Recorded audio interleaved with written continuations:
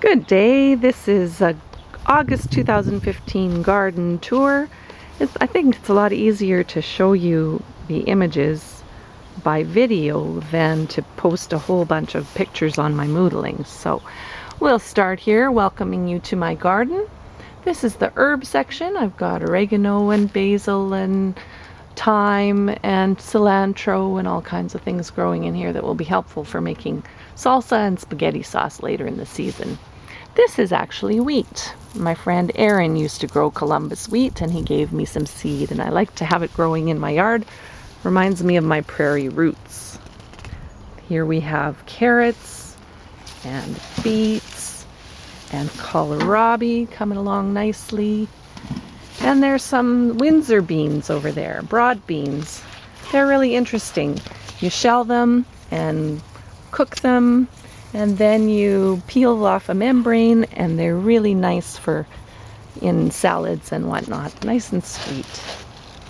Behind me, I've trellised my cucumbers this year, which is a wonderful way to do it because they otherwise take up too much of the yard. And then behind them over there is the one zucchini plant that we've allowed to continue growing. We were just getting way too much zucchini, and you can only pawn so much off on the neighbors.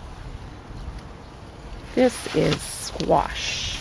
We've got a couple of beautiful golden winter squashes showing up in here. And then there's probably at least a half a dozen of these spaghetti squashes that are also growing. And we'll be able to share those with a few people.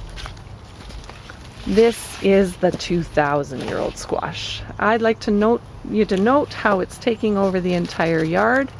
It's going out the gate and up the fence there. It's a beautiful yellow squash. I looked it up online and they call it a Delicata. I think, if it's the one I think it is. I'm sure they didn't call it Delicata 2,000 years ago though. And then we have the sad part of the garden. The carrots and the potatoes just haven't done as well as I'd hoped this year. The potatoes were attacked by some kind of bug, and the carrots didn't like the city water that I watered them with at the beginning, and so they just never came on as strongly as they have in the past. We've got some beautiful, colorful Swiss chard here. I like to plant the bright lights variety because it's so pretty. And there's one more type of squash here. This is our pumpkin patch in the double high box, and there are pumpkins in here. I guess we'll have to see how big they get. Depends on when the frost comes. You don't really know. There's some lovely Russian giant sunflowers and some strawberries that are going to flower here right away, and we'll have some more strawberries from that. This is the kale, high in vitamins and iron, and I'm going to make some kale chips in short order. There's a whole section of tomatoes, all kinds of them. We've got mostly heirlooms, and they're going to be really wonderful. We've already eaten a few. This is corn, squash, and beans, the three sisters that I've been writing about. And these are really interesting little squashes. Look at this.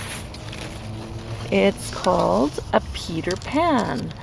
And it's lumpy and bumpy, but it sort of reminds me of the texture of zucchini.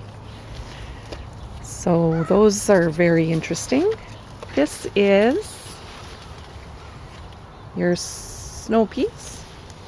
It's almost the end of the season.